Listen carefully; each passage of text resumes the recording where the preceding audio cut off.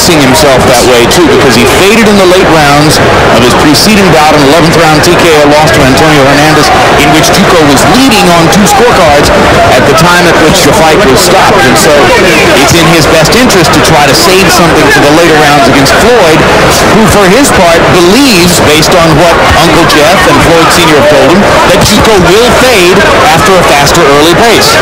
I think what has happened is like a guy duck hunting. You're just waiting. You gotta wait. You can't hit anything. You find yourself waiting too long. This guy's so fast, dynamic. Do you think you're gonna miss? I'm gonna miss this, so I'm just gonna wait for a good shot.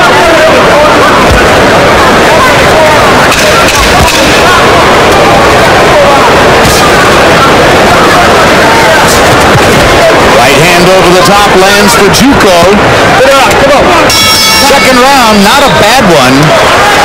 Did make that clear. It is. Yeah, Oscar did make it clear that, in his view, certain people are leaving the De La Hoya boat after this particular voyage. Part of his new transformation, he says he wants to cut his team down from about 20 to 4. Box numbers showing that Justin Juuko is getting a little bit more comfortable. He only landed 3 punches in the first round, but landed 11 in round 2, and actually threw 4 more punches than Floyd Mayweather. Floyd doesn't try to throw 65, 70 punches around. He's pretty measured in his output. He's seen the rewards of being a puncher, so he believes that he can take you out anytime. Good punch by Mayweather, just a little bit high. More and more, it looks as though that quick counter right hand over the top of Juuko's jab is the primary item in the recipe for tonight. Kind of lows you a little bit. He doesn't do anything for a couple of minutes, and all of a sudden he unloads with something that shocks you. It makes you think you're slipping, but you're not slipping, you're hurt. Mayweather blocking or partially blocking all of Juuko's shots here. Juuko glancingly lands the right hand over the top, but managed to do a lot of damage, and then Mayweather lands the right hand counter. Mayweather's found the pocket now. He's not stepping and jumping back. He's getting closer. And that's what you don't want to happen. But Juuko is best start moving and jabbing a bit more to throw him off rhythm. And you saw Floyd step right up in Juuko's face, wait for him to throw the left hand, and then pop the right. Yeah, well, what that's happening to you, Juuko now should start jabbing and moving out of the way and make him re-establish the pocket somewhere else. Step back a little bit and make him change. Juuko can very well win. He doesn't think I can win this thing too. It's an opportunity.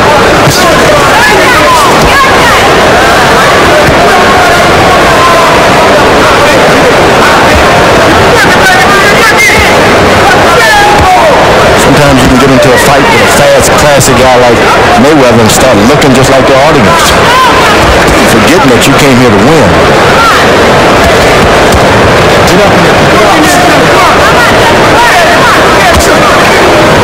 Again, the right hand counter over the top. Mayweather dropping and splitting his hands from time to time to try to invite Juuko to come in. Juuko best start moving around, do something, just to change things up and make Mayweather reach at him a little bit and miss. And that's exactly what Jeff Mayweather told his nephew that Juuko would do. That he would do the same thing round after round, and he would give Floyd a chance to time him.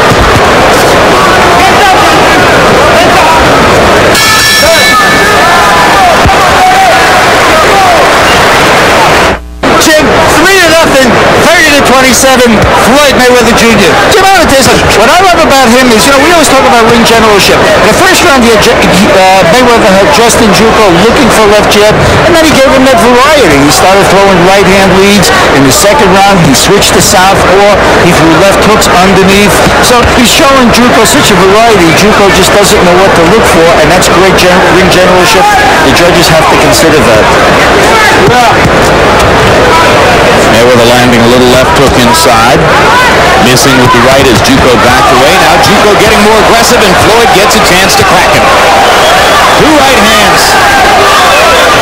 That last right hand might have got Mayweather's attention a little bit, but it also gets him riled up to land his own. You got to learn in this weight division, especially Mayweather's, you just can't let those guys hit on you, especially around your side and your body. Fight separated. He's allowed him to jab him in his chest now. No, you don't need that. Jab in the chest, jab in the belly. Good, hard, digging left hook to the body by Mayweather. Juuko comes back with a right-hand shot to the body himself. Mitch Halpern says keep him up. Right uppercut, just a tiny bit short. I like everything that Mayweather's doing, but allowing himself to be hit around the side and chest is not good. Like that. He lifts it on as though he's waiting for Juuko to do something so he can counter it. In the meantime, he sometimes allows himself to be hit. If the fight goes beyond 6 rounds, then those little punches count up. Juuko is solid. He's not the best, but he's solid at what he does. Mayweather has got so much talent, so much zest for the game. And it's just a question of how he's going to win this fight rather than whether he is going to win this fight. When you're a solid fighter like that, you get thrown out 4 or 5 rounds. You can really pick up things in the 6, 7 rounds. That's where you beat talented fighters. Let them use their talent against themselves.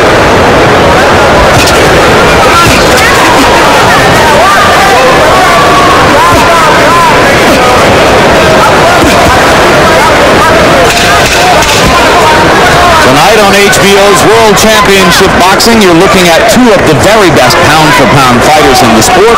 Floyd Mayweather in this bout, Oscar De La Hoya later to come this evening. For round number 4, Floyd Mayweather landing nearly 60%, 22 out of 38. But Justin Juuko much more active, throwing 61 punches and landing 21. So Juuko's beginning to make a fight of it now against Mayweather as we go to the 5th. Juuko jumps off his corner. His eyes are not dim. His spirit is still up. That's not good for Mayweather. Looking at him, I can't help but think of his countryman John Mugabe, who gave Marvin Hagler one of the best fights of Hagler's career here in Las Vegas back in the 80s. If they've come over from Uganda and they've made a professional life here, they must have a lot of toughness to begin with.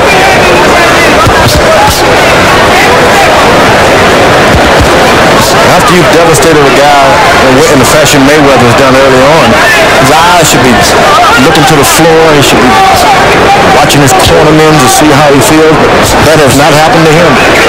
Now, this is a terrific opportunity. First of all, he's making more money by far than he's ever made in his life, a reported $75,000.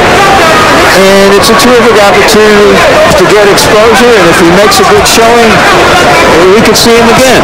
So he's got all the motivation in the world, and if he loses, well, he's taking the fight on 3 days' notice.